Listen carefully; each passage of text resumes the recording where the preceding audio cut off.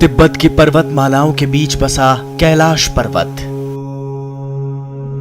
हिंदू मान्यताओं के मुताबिक कैलाश मानसरोवर में ही भगवान शिव और पार्वती निवास करते हैं। बेहद दुर्गम ये पर्वत समुद्र तल से करीब 22,028 फीट की ऊंचाई पर मौजूद है। हर साल यहां पहुंचने के लिए कैलाश मानसरोवर यात्रा का इंतजार धार्मिक आस्था के लोगों के साथ साथ साहसिक यात्रियों को भी रहता है।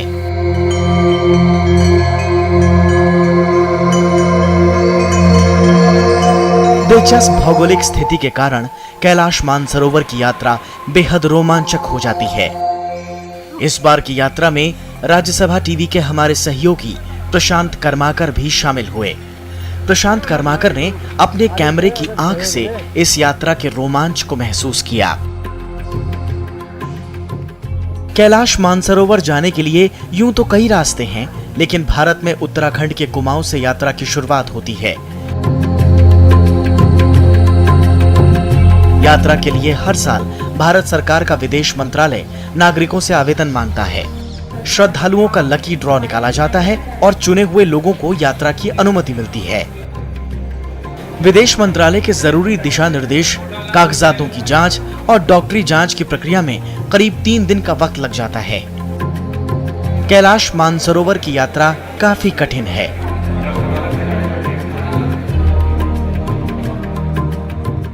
यात्रा पर जाने वाले हर यात्री का दिल्ली में मेडिकल चेकअप भी जरूरी होता है।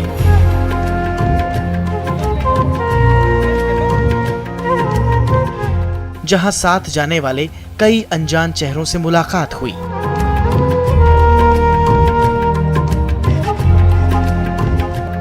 मानसरोवर यात्रा जो एक ऐसी यात्रा है जो कि आदमी अपने रिलीजियस फुलफिलमेंट के लिए करता है, लेकिन ये बहुत ऊंचाई पे जाना पड़ता है। 9,000 फुट से ज़्यादा अल्टीट्यूड पे अगर जाने की ज़रूरत होती है तो वहाँ पे जा कर के एक कॉम्प्लिकेशन या सीरियस इलनेस हो जाती है जिसका नाम होता है हाई अल्टीट्यूड सिकनेस।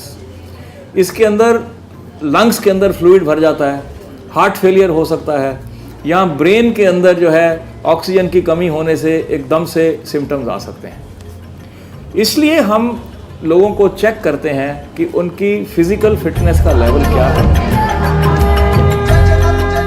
हम इस साल यात्रा पर जाने वाले पहले जत्थे में शामिल हैं। हमें शुभकामनाएं देने खुद विदेश मंत्री सुषमा स्वराज पहुंची। बहुत बहुत शुभकामनाएं हैं मेरी। ये दुर्गम यात्रा आपकी आस्थाओं के कारण सुगम बने, ये कामना है मेरी, ईश्वर से प्रार्थना है मेरी। और आप भगवान के दर्शन करके लौटें, उस ओम पर्वत के फोटोग्राफ्स लेकर लौटें, और जो मानसरोवर का जल लेकर लौटें उसकी चंद बूंदें मुझे भी ज़रूर दें, क्योंकि गंगा जल से भी ज़्यादा पवित्र अपने यहाँ मानसरोवर का जल माना जाता है।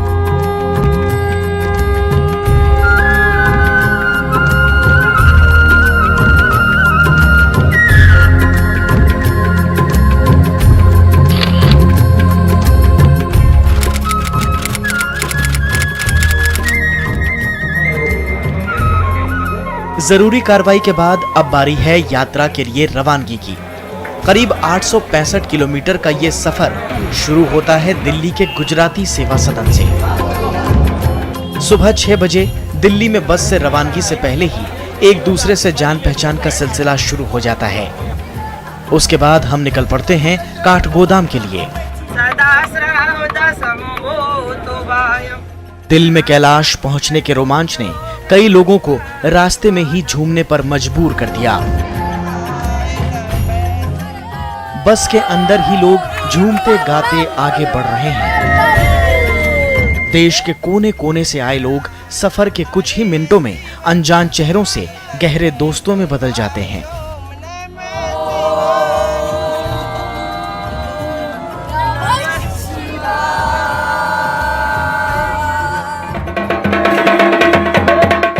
पहले दिन का पड़ाव है काठगोदाम। उत्तराखंड के कुमाऊं की तलहटी में बसे इस खूबसूरत शहर में हमारा कुमाऊनी परंपरा में स्वागत किया गया।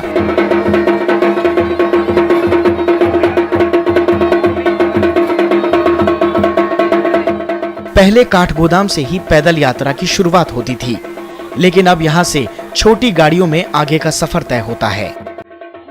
आज हमें अल्मोड़ा पहुंचना है। रास्ते में भवाली और भीमताल जैसे हिल स्टेशन भी पड़ते हैं।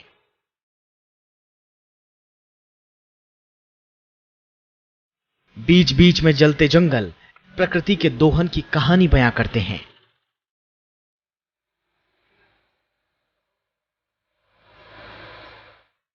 अब हम अल्मोड़ा पहुंच गए हैं। छोटा सा यह शहर पहाड़ों की गोद में बसा है। अल्मोड़ा की खूबसूरती ने दिल्ली से यहां तक के सफर की सारी थकान मिटा दी है। आज रात हम अल्मोड़ा में ही रुकेंगे।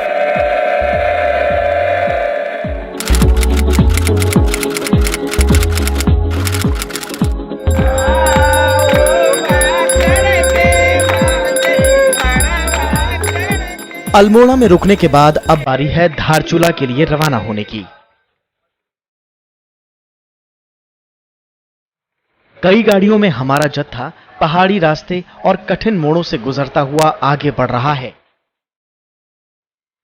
रास्ते में पड़ने वाले कई मठ मंदिरों के आगे आस्थावान शीश झुकाना नहीं भूलते।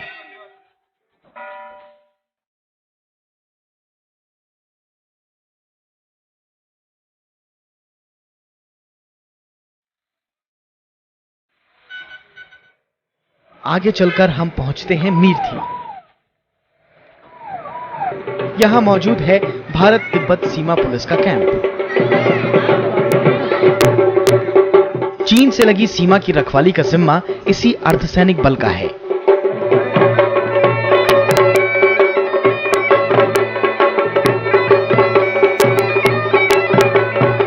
आईटीबीपी के अधिकारियों ने हमें यहां जरूरी जानकारी देने के लिए रोका। किसी को इन सभी पोस्टों पे डीएसपी की कॉल है। दिल्ली से चलने के बाद ये पहला मौका है जब हम सब ने ग्रुप फोटो खिंचवाया है। टीबीपी मेनली 4 काम करती है इस कैलाश मानसरोवर यात्रा के दौरान, जिसमें पहला है मेडिकल प्रोवाइड करना, दूसरा कम्युनिकेशन प्रोवाइड करना, तीसरा जो है सिक्योरिटी प्रोवाइड करना और चौथा जो है डिजास्टर मैनेजमेंट होने पर कार्रवाई करना। मीरथी से हम आगे निकल चुके हैं। थका देने वाले इस सफर में अब शाम ढल चुकी है और हम धारचूला पहुंच चुके हैं। धारचूला नेपाल और तिब्बत की सीमा से सटा इलाका है। पास ही बहती है काली नदी। इस पर बना छोटा सा पुल दोनों देशों को जोड़ने का काम करता है। भारत और नेपाल के लिए ये बेहद अहम है। इसी के जरिए नेपाल से कई लोग रिश्तेदारों से मिलने, पढ़ाई और इलाज के लिए भारत आते हैं।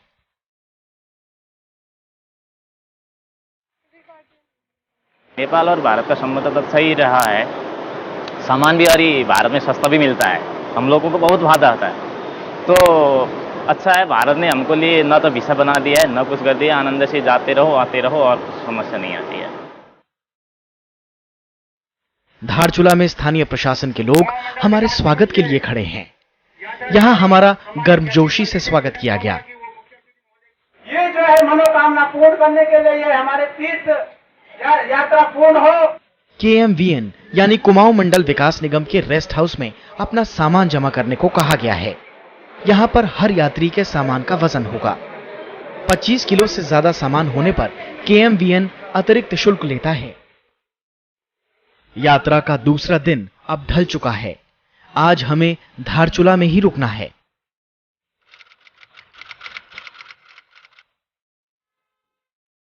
अगले दिन नए जोश के साथ हम धारचूला से आगे के सफर के लिए निकल पड़ते हैं। आज हमें सिरखा पहुंचना है। सिरखा के लिए जाते वक्त बीच में आता है नारायण आश्रम। वाहनों का शोर नारायण आश्रम में ही थम जाता है और यहीं से शुरू होती है पैदल यात्रा। लेकिन कुछ यात्री आगे जाने के लिए घोड़ों और डोलियों का सहारा ले रहे हैं। रास्ते में पड़ने वाले घने जंगल, पेड़ों और पहाड़ों को देखते देखते ये सफर हमें कब सिरखा तक ले आया पता ही नहीं चला। सारे यात्री आज सिरखा में ही आराम करेंगे।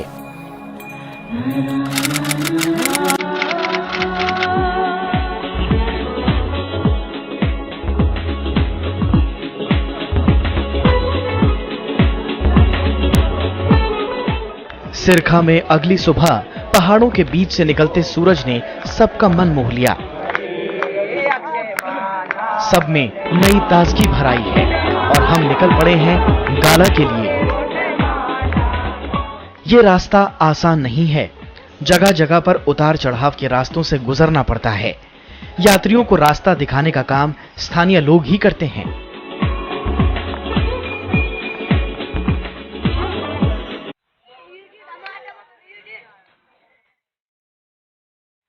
हमारे साथ चलने वाला पोर्टर भी अपने गांव पहुंचने पर अपने परिवार से मिलने आया है। परिवार के लिए ये बेहद भावुक क्षण है। इसने अपनी यात्रा से कमाए पैसों का एक हिस्सा परिवार को दिया और फिर हमारे साथ आगे बढ़ गया।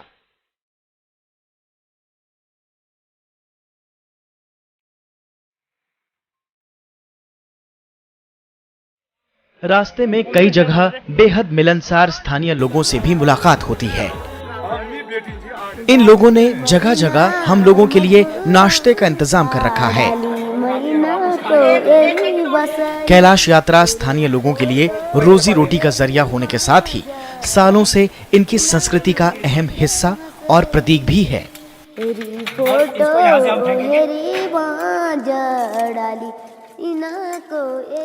मटर चना से बना हुआ सब्जी के साथ रोटी, साथ में पुदीने का चटनी, लाजवाब। बलनी लगाना ओ निरूरे ए फौज को यार खानू रे तेरो माया दिल भीतर मैं लगू चदाद तेरो माया दिल भीतर मैं। हमारे लिए ये यात्रा पहाड़ी संस्कृति और भाषा के साथ साथ स्थानीय वनस्पति से रूबरू होने का मौका भी है। महला टूट जा रे तेरो माया दिल भीतर मैं लगू चदाद तेरो माया दिल भीतर मैं लगू चदाद।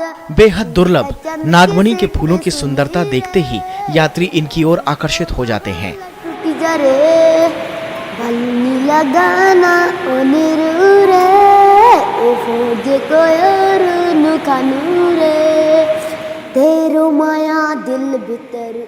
ऐसा ही एक और पौधा है बिच्छू घास। इसे छूने से जलन तो होती है, लेकिन इसके कई औषधीय गुण भी हैं। इसको पहाड़ में मेडिसिन के रूप में भी इसको उपयोग में लाया जाता है।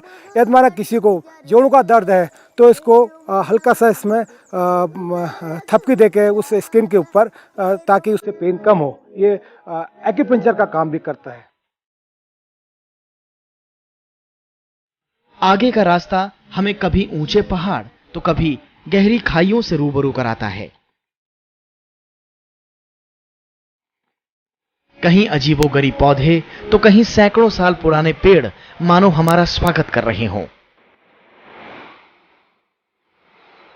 ऐसे ही नजारों के बीच छोटे छोटे रास्तों और पहाड़ी नालों को पार कर आखिरकार हम गाला पहुंचते हैं।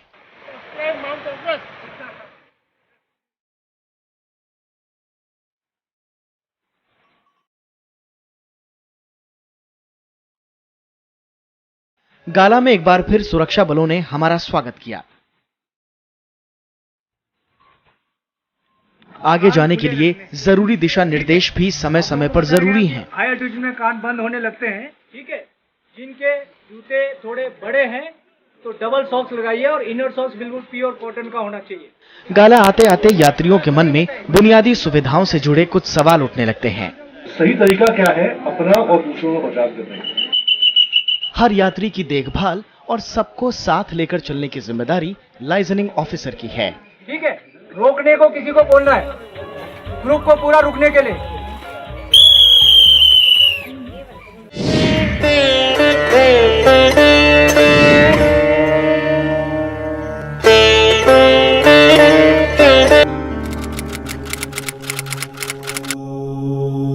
पूजा पाठ में इस्तेमाल होने वाले कपूर के और भी कई गुण हैं। ऊंचे पहाड़ों पर यात्रा के दौरान कई यात्री इसे अपनी कलाई पर बांध के रखते हैं। इस यात्रा में जो हाई एल्टीट्यूड पे जाते हैं और हवाएं तेज होती हैं, जो बर्फीली हवाओं के वहाँ से होके आती हैं, वो खुश्क होती हैं एकदम से, और वो हमारी नाक के इस जगह को बिल्कुल जला देती हैं, और अंदर जो है वो बिल्कुल सूख जाता है हमारा नाक, और उससे हमें पेन महसूस होता है और कुछ जख्म टाइप के भी बन जाते हैं कई बार। तो ये सब उसको प्रोटेक्ट करता है, प्लस ये ऑक्सीजन की कमी को भी पूरी करता है। इससे प्रॉपरली ऑक्सीजन जो है वो हमें मिलती है।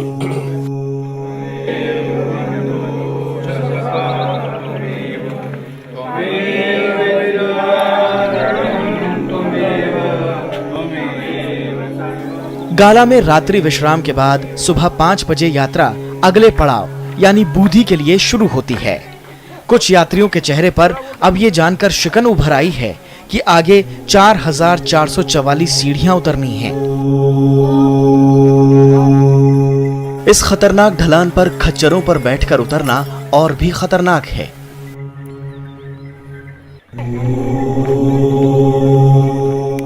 सीढ़ियां उतरने के साथ ही यात्रियों को गहरी खाई का भी ख्याल रखना पड़ता है। यहाँ जरा सी भी असावधानी जान पर भारी पड़ सकती है। यात्री अब अपने साथियों और आईटीबीपी जवानों की मदद से धीरे धीरे सीढ़ियां उतर रहे हैं, लेकिन हम सब इस पड़ाव को आसानी से इस ख्याल के साथ पार कर गए कि ऐसे जोखिमों से भरी ये यात्रा हमारे जीवन का यादगार लम्हा बनने वाली है।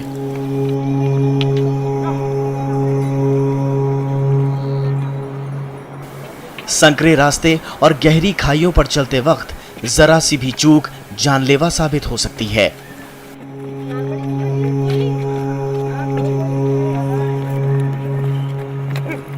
कच्चे रास्तों को दुरुस्त करने का काम पीडब्ल्यूडी के पास है।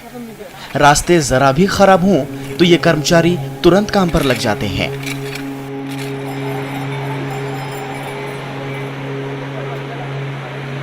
कई किलोमीटर की पैदल यात्रा के बाद आता है लखनपुर पड़ाव। गाला से बुद्धि की तरफ जा रहे हैं। एक मुश्किल कठिन सीढ़ियां जो है 4444 सीढ़ियां सब यात्रियों ने उतर लिया है। खान डेरा में रुके हैं, अच्छे से भोजन करेंगे फिर आगे निकलेंगे। ओम नमः शिवाय।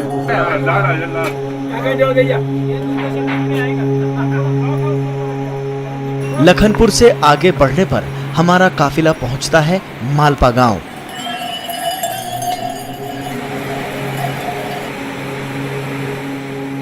उन्नीस 1998 में मालपा में ही इस यात्रा का सबसे बड़ा हादसा हुआ था। मालपा में बादल फटने के बाद भूस्खलन में 300 यात्रियों की मौत हो गई थी। मरने वाले यात्रियों में मशहूर नृत्यांगना प्रतिमा बेदी भी शामिल थीं। अतीत की घटनाओं से सबक लेते हुए हमारा दल फिर आगे की ओर रवाना होता है।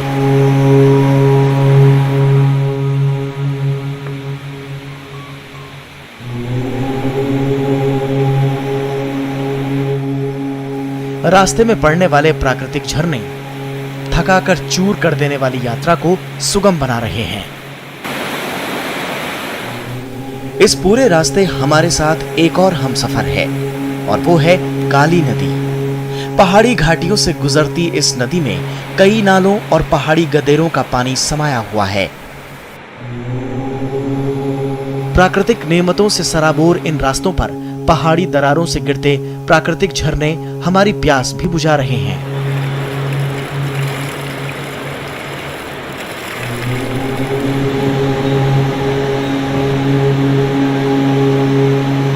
अपने अगले पड़ाव बुधी हम शाम ढलने से पहले ही पहुंच गए हैं।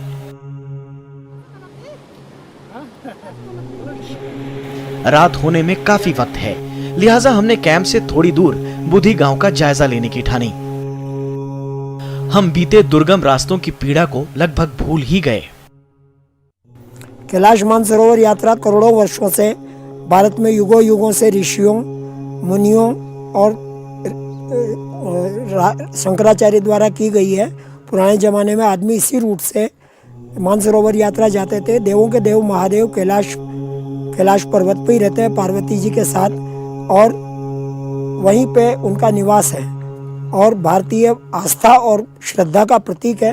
हर भारतीय के मन में होता है कि हम किसी भी तरह एक बार कैलाश पर्वत के दर्शन करें, परिक्रमा करें और मानसरोवर झील का स्नान करें। क्योंकि जहाँ से आदि शंकराचार्य गए हैं वो तो पूरी भूमि ही पवित्र हो जाती है, तो हम उसी रूट से जाने के लिए इसलिए प्रेरित हुए और गए। और भगवान भोलेनाथ ने बहुत ही अच्छी मतलब यात्रा करवाई, अच्छे दर्शन दिए और मौसम बढ़िया रहा। हमारी दोनों परिक्रमाएं एकदम शांति से हुई।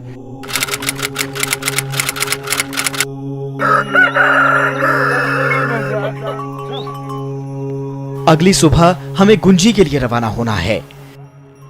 गुंजी जाने के लिए कुछ दूरी तक तो रास्ता सुगम है, लेकिन जल्द ही शुरू हो जाती है चढ़ाई।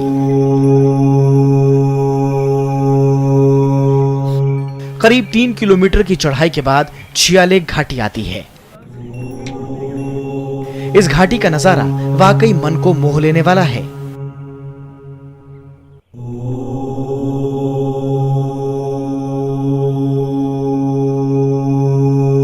दूर दूर तक पहाड़ों की श्रृंखला, प्रकृति के ये अद्भुत नजारे हमारे सफर को काफी हद तक आसान बना रहे हैं। यहाँ नाश्ता और कुछ देर आराम करने के बाद हम आगे बढ़ गए हैं। छियालेक घाटी पार करने के बाद अब ये चेक पोस्ट आता है। इस चेक पोस्ट पर हमें अपना पासपोर्ट दिखाना है। बहुत शुक्रिया भैया। पहचान की कार्रवाई पूरी होने के बाद हम तेजी से आगे बढ़ते हैं। 2 किलोमीटर कच्चे रास्ते का सफर तय करने के बाद आता है ग्रबयांग गांव। ग्रबयांग गांव को धंसते हुए गांव यानी सिंकिंग विलेज के नाम से जाना जाता है। ये गांव 300 से 400 साल पुराना है। प्राकृतिक सुंदरता और पौराणिक कला के नायाब नमूने ग्रबयांग के सभी घर पत्थर के बने हैं। घरों में लगी पत्थर की दीवारों पर नक्काशी उकेरी गई है। ये नक्काशी आसपास के गांवों के शिल्पियों ने ही बनाई है।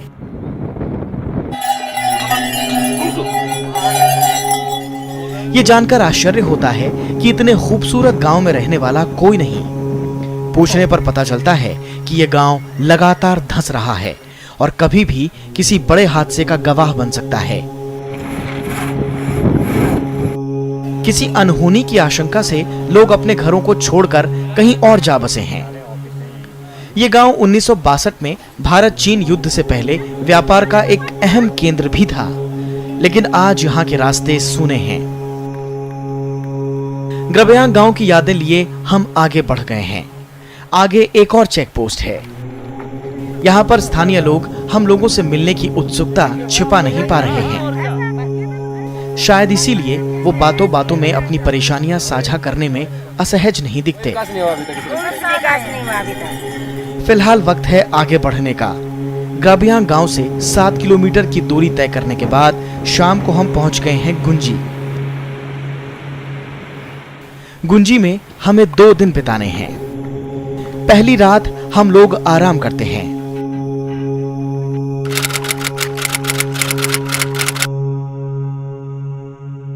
अगली सुबह से मेडिकल चेकअप शुरू हो जाता है। ये चेकअप दिन भर चलता है।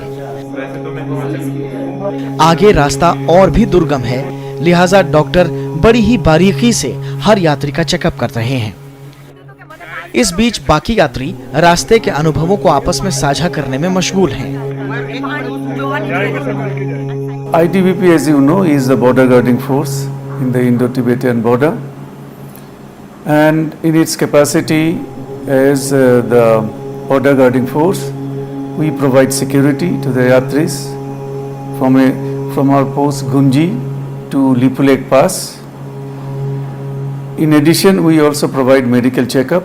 We carry out medical checkup of the yatris at New Delhi as well as in the high altitude at the Gunji camp.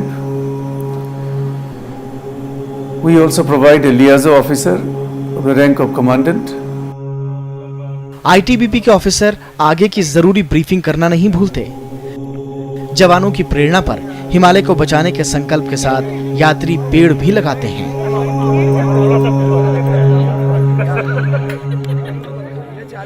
Gunji में ही आईटीबीपी की महिला बटालियन की भी तैनाती है। अपने घरों से सैकड़ों मील दूर तैनात ये जाबाज महिलाएं यात्रा के दौरान श्रद्धालुओं की सुरक्षा की जिम्मेदारी बखूबी संभालती हैं। हम लोगों ने सारे एडवेंचर कोर्स कर चुके हैं, जैसे rock climbing, mountaineering, ski, commando course, यह सारे हमें कराए जाते हैं क्योंकि हमारी परिस्थिति के अनुसार किसी भी समय कुछ भी हो सकता है हमारे साथ, इसीलिए यह कोर्स हमें कराया जाता है और देश की सुरक्षा के लिए, और हम लोग आपके साथ हैं। डॉक्टरी जांच के बाद समय निकालकर हमने गुंजी गांव में कुछ वक्त गुजारा। गुंजी भी ग्राबयांग गांव की तरह ही बेहद पुराना गांव है। गुजरे जमाने में यह गांव भी तिब्बत से व्यापार का एक अहम पड़ाव था।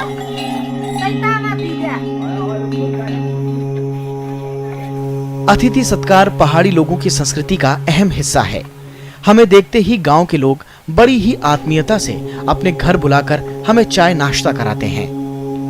इन्होंने हमें बताया कि यात्रियों की सेवा करना इनकी आदत सी बन गई है।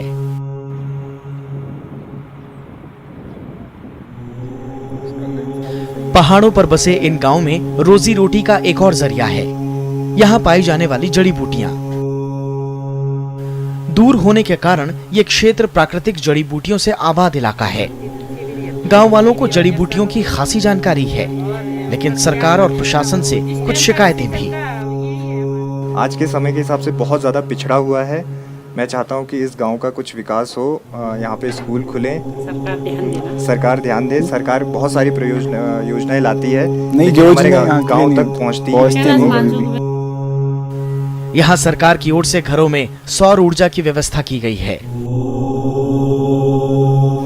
जगह जगह सड़कें दुरुस्त करने का काम भी चल रहा है, इस उम्मीद में कि समय के साथ इन लोगों के जीवन स्तर में सुधार आएगा, हम अपने शिविर लौट आए।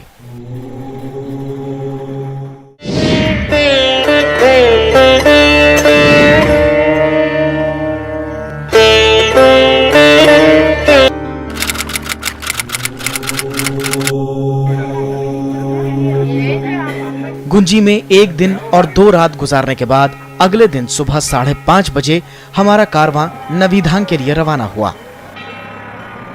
खूबसूरत रास्तों से गुजरकर कुछ ही दूर के सफर के बाद हमें दिखा काला पानी। गुंजी से काला पानी की दूरी 9 किलोमीटर है। यात्रा में बुरी तरह से थके हुए और बुजुर्ग यात्रियों के लिए आईटीबीपी ने यहाँ 2 छोटे मिलिट्री ट्रकों की व्यवस्था की है। काला पानी ही काली नदी का उद्गम स्थल है। यहीं से वेदव्यास गुफा भी दिखाई पड़ती है। पौराणिक काल में ग्रंथों को लिखे जाने में इस्तेमाल भोजपत्र के जंगल का नजारा भी काला पानी से दिखाई देता है।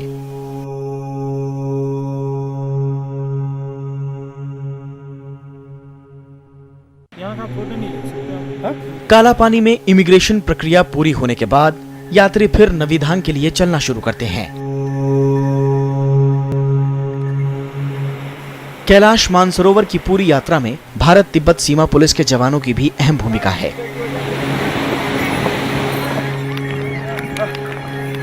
हर पड़ाव पर ये जाबाज यात्रियों की कड़ी निगरानी तो रखते ही हैं, साथ में उनकी सेवा भी करते हैं। हमारा कारवां 2 किलोमीटर सफर तय करने के बाद घाटी में नष्ट हो चुके बौद्ध स्थल के पास रुकता है।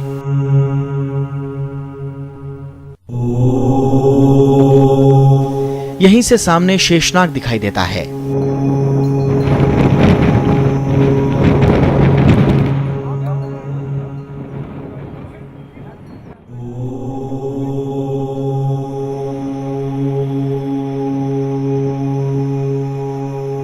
काफी लंबी पैदल यात्रा के बाद यात्रियों ने यहीं कुछ देर आराम किया।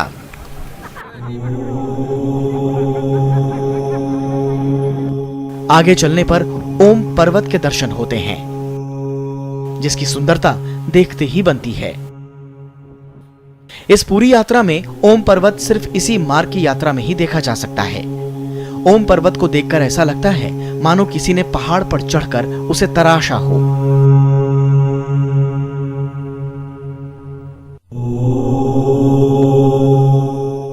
दोपहर बाद नवीधांग पहुंचा जाता है। इस यात्रा में केएमवीएन का सहयोग भुलाया नहीं जा सकता। मुश्किल जगहों पर रहने का शानदार प्रबंध हमारी सोच से परे था। वाकई आईटीबीपी के सहयोग के बिना ये यात्रा संभव नहीं है। आज हमें नवीधांग में रात गुजारनी है, लेकिन तड़के उठकर आगे का सफर तय करना है। આપણું શરીર આટલી ઉંમર થઈ તો એ શરીર આપણું મજબૂત છે અને મન એવું મક્કમ હતું કે તો જઈએ અને કોઈ કષ્ટ પડશે ને તો આપણે વેઠવાની શક્તિ હતી, એટલે આ રીતે આપણે તૈયારી કરેલી। એટલે મનની અંદર એવું મક્કમ હતું ને કે ગમે એવું દુઃખ પડશે ને તો એ આપણે જાત્રા કરવાની છે, એટલે કોઈ દુઃખથી ડરવાનું નહીં। ગમે એવું કષ્ટ પડે તકલીફ પડે તો આપણે નભાઈ લઈશું। आपसे निवेदन है कि ये स्थिति यहाँ हो, वो उसका पॉजिटिव हम चाहते हैं। हमारा सबका एक मकसद है, आपकी यात्रा मंगलमय हो। रात के करीब 2 बजे हैं। नवीधांग से हमें इसी वक्त लिपू लेक के लिए यात्रा शुरू करनी है। हम अब फर्स्ट बैच को लेकर जा रहे हैं। जैसे जैसे हम आगे बढ़ रहे हैं, तापमान में गिरावट महसूस हो रही है। पहाड़ों की कठिन चढ़ाइयां और बर्फीले रास्तों से गुजरते हुए यहाँ सांस लेना भी दूभर है। यात्रा में समय की खास अहमियत होती है। भारत और चीन के समय में लगभग 2.5 घंटे का अंतर है। लिहाजा भारतीय समय के मुताबिक सुबह 7 बजे तक हमें लिपुलेक सीमा पहुंचना है।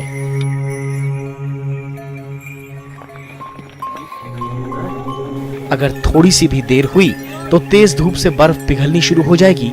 साथ ही तेज हवाओं के थपेड़े इस दर्रे के रास्ते को और खतरनाक कर देते हैं। काफी देर पैदल चलने के बाद आखिरकार अब हम लोग लिपुलेक पहुंच गए हैं।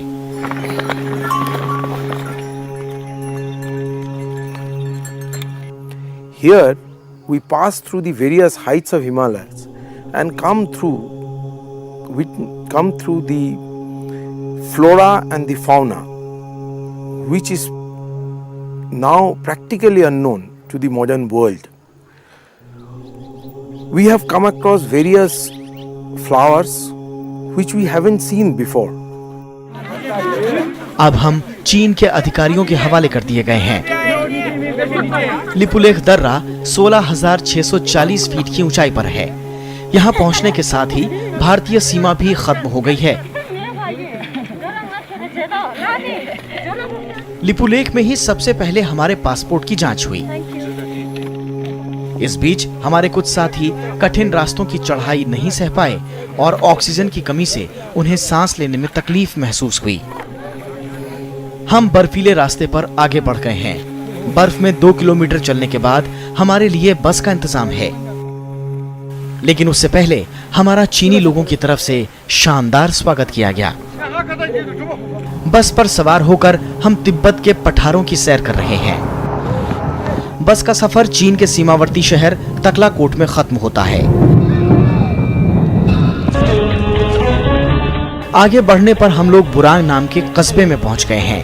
ये शहर भारत और चीन के बीच व्यापार का एक अहम केंद्र है। आज की रात हम लोग बुरांग में ही गुजारेंगे।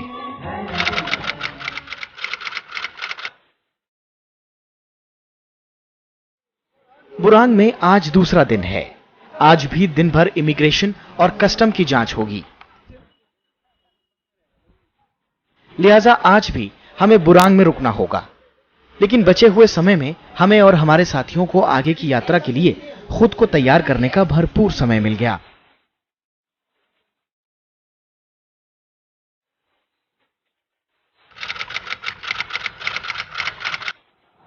बुरांग में रात गुजारने के बाद सुबह सुबह तकलाकोट से 140 किलोमीटर दूर दार्जिलिंग के लिए यात्रा शुरू होती है। यहीं से कैलाश पर्वत का कुछ हिस्सा नजर आना शुरू हो जाता है। रास्ते में ही अष्टपद भी दिखाई दे रहा है। करीब 1000 साल पुराना दार्जिलिंग पहले एक गांव था। धीरे धीरे ये शहर में तब्दील हो गया। मौजूदा समय में दार्जिलिंग व्यापार का बड़ा केंद्र बन गया है।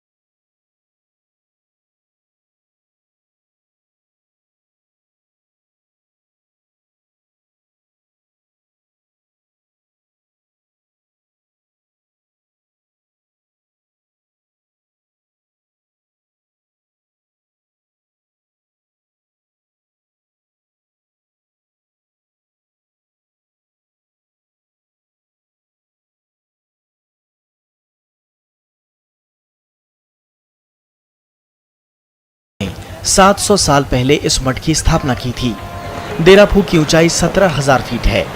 देराफूक से ही कैलाश पर्वत की पहली झलक साफ दिखाई देती है।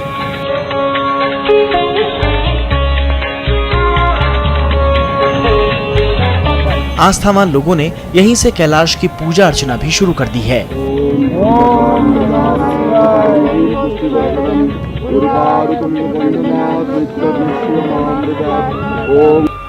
शिव पुराण में कैलाश पर्वत का महत्व दिया हुआ है।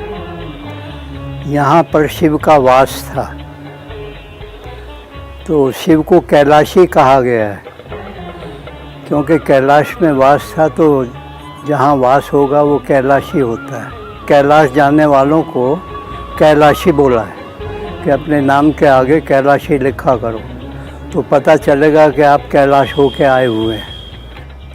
हम लोग भी मानते हैं, एक तरह से शिव को अवलोकितेश्वर के रूप में मानते हैं। अवलोकितेश्वर जो कंपैशनेट बुद्धा होता है, अवलोकितेश्वर के स्वरूप उनको मानता है। जैन समुदाय के लिए, जैन धर्मावलंबी के लिए कैलाश पर्वत इसलिए महान, पूज्य और आदरणीय है क्योंकि वहाँ से उनके पहले तीर्थंकर, जिनकी वो आराधना करते हैं, वंदना करते हैं, पूजा करते हैं, अपना आराध्य मानते हैं, अपना इष्ट मानते हैं, और जिनके बारे में कहा जाता है कि वहाँ से तीर्थंकरों की परंपरा में शुरू हुई, उन्होंने कैलाश पर्वत से मोक्ष प्राप्त किया।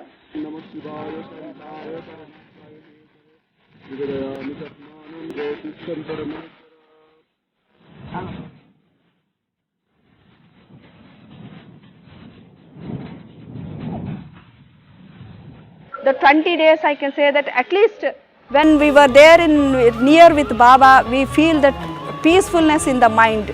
Whole body will be become light, and even now I am feeling the same kind of vibrations in my body.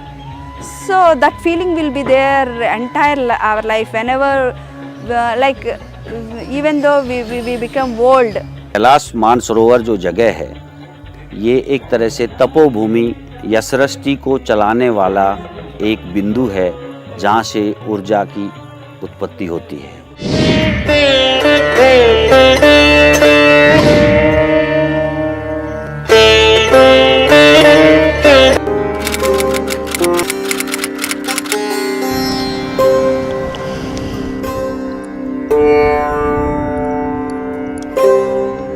देराफूक में रात बिताने के बाद अगले दिन जोंगजुईफू के लिए फिर पैदल यात्रा शुरू होती है।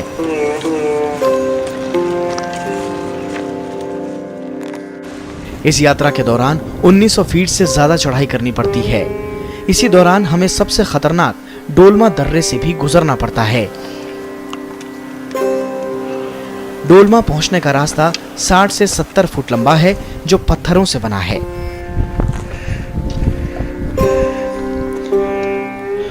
हमारे कई साथियों ने इस रास्ते पर घोड़ों और खच्चरों से उतरकर पैदल चलना ही मुनासिब समझा।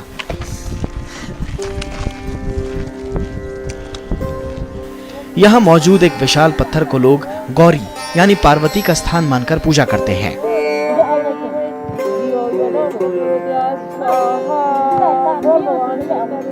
स्थानीय अल्पसंख्यक बोनपा इस जगह को बड़ा महत्व देते हैं।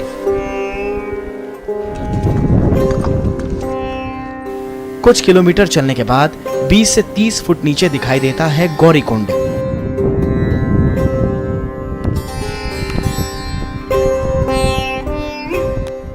गौरी कुंड से गुजरने के बाद करीब 29 किलोमीटर चलने पर आता है जोंगजुईफू। जोंगजुईफू में बेहद प्राचीन मठ मौजूद हैं। इन मठों को देखते ही मन को शांति मिलती है। कहा जाता है कि बौद्ध भिक्षु मिलरेपा ने इन मठों की स्थापना की थी। इस यात्रा में पोनी पोर्टर बनकर साथ चलने वाले स्थानीय लोग खास भूमिका निभाते हैं। दूर दराज के गांव से आने वाले ये लोग खेती की जमीन नहीं होने के चलते इसी तरह की यात्रा से जीवन बसर करते हैं।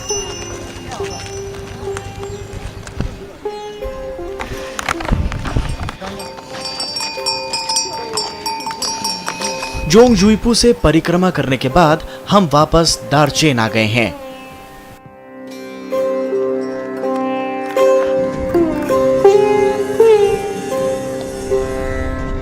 कैलाश परिक्रमा के बाद मानसरोवर परिक्रमा शुरू होती है। मानसरोवर के चारों ओर कई मठ हैं। उसमें सेरलांग और गुस्टक मठ मशहूर हैं। हालांकि इन मठों के अब अवशेष ही बचे हैं।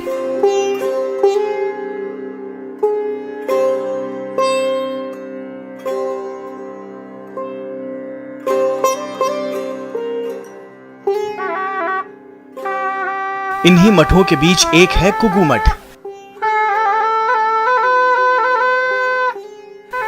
मानसरोवर झील के दर्शन के लिए अब हमारा पड़ाव इसी मठ में है।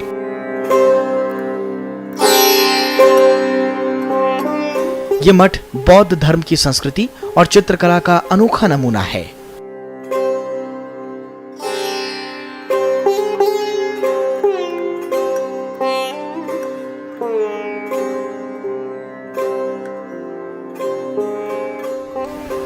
शाम ढलते ही यहाँ की छटा देखते ही बनती है। When we came to Manas, the water should be colorless, and water was indeed colorless when we had picked it up in our hand, but it appeared to be various stages of blue. It is because of the reflection of the blue, entirely blue sky, the azure blue, which is because of the no pollution there, which we cannot see in the plains. हम लोग आज की रात यहीं विश्राम करेंगे।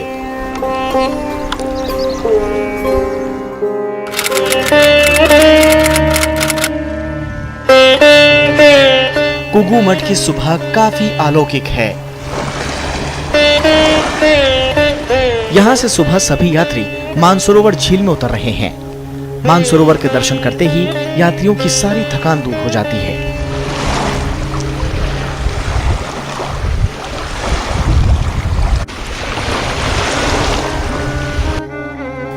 स्नान करने के बाद फिर पूजा अर्चना शुरू होती है।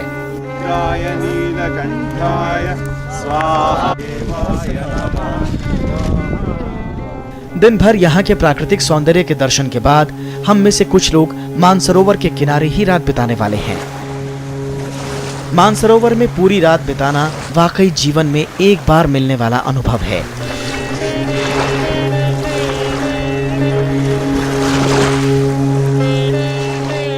शिव की परिक्रमा कभी भी पूरी नहीं होती है, मतलब चक्कर पूरा चक्कर नहीं लगता है।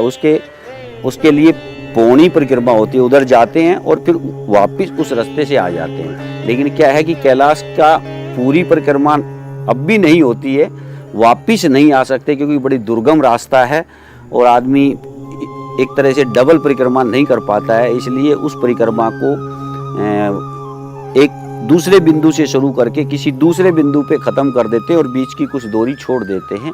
जिस जगह हम शिव मंदिर में जाते हैं तो इसी तरह शिवलिंग की पूरी परिक्रमा नहीं होती है, लेकिन मानस की परिक्रमा पूरी होती है क्योंकि वो जल स्रोत बिंदु है और यहाँ सभी देवता लोग स्नान करते हैं भगवान शिव और पार्वती के बाद। इसलिए हम ये मान के चलते हैं कि हमने मानस की परिक्रमा करने के संबंध से सभी देवताओं की परिक्रमा पूर्ण कर ली है।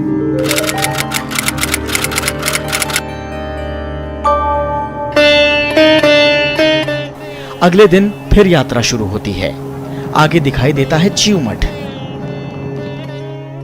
ऐसा कहा जाता है कि 18वीं शताब्दी में यहाँ तिब्बती लामा पद्मसंभवा ने 7 दिन बिताए थे। उन्होंने तिब्बत में बौद्ध धर्म के प्रचार प्रसार में महत्वपूर्ण भूमिका निभाई। इसी मठ से दिखाई देती है सियूचू नदी। यही नदी मानसरोवर और राक्षस ताल को जोड़ती है। माना जाता है कि राक्षस ताल के किनारे ही रावण ने भगवान शिव की कठिन तपस्या की थी। स्थानीय लोग मानते हैं कि राक्षस ताल का पानी कभी नहीं पीना चाहिए। राक्षस ताल में ही मानसरोवर परिक्रमा खत्म होती है। कैलाश तक पहुंचने के अद्भुत और अलौकिक अनुभवों को मन में संजोए अब हमें लौटना है। वापस लौटने का रास्ता वही है जो यहां तक पहुंचने का था। वापसी में हर यात्री के जहन में कैलाश की यादें हैं।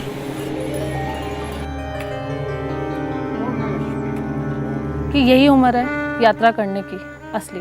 जो एंजॉय कर सकते हो वो इसी उम्र में कर सकते हो। आपको आगे और चांस मिलेंगे कि आप जा सकोगे। एक उम्र में आके सिर्फ आप एक बार ही जा सकते हो। अभी स्टार्ट करोगे तो 3-4 बार और भी जाके आओगे। जो 5 पर्वत है ना, उनको भी आप देख सकते हो। अगर आपने फुल कैलाश किया है, फिर आपको इच्छा होगी आधी कैलाश की, फिर आपको दूसरी की भी होगी, ऐसे आपको इच्छा होगी। जैसे अब मैं होके तो मुझे अब दूसरे पर्वत की, कैलाश की इच्छा होने लग गई कि मैं उसके भी दर्शन करके आऊँ। अगर मैं ये नहीं देखती तो मुझे पता नहीं चलता कि 5 पर्वत और हैं। Doing parikrama of Kailash is our great dream, and I wanted to do the parikrama walking all round, which I was able to achieve. God's grace. Oh, it was a wonderful experience, and I'm also very fond of trekking. The whole yatra to me looks like a trekker's paradise. Oh, each and every step of ours we have enjoyed. Kailash Mansarovar एक अध्यात्म का ऐसा ब्रह्मांड का केंद्र बिंदु है जहाँ से पूरी सृष्टि का संचालित भगवान भोले शंकर, भगवान शिव, भगवान आशुतोष कर रहे हैं।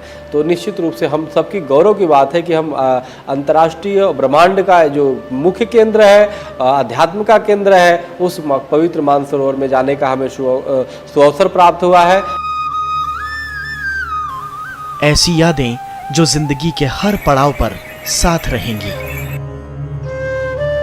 सच माने तो ये प्रकृति ही यहाँ के देवी देवता हैं। शायद इसीलिए इस अनुभव को शब्दों में बयां करना मुमकिन नहीं।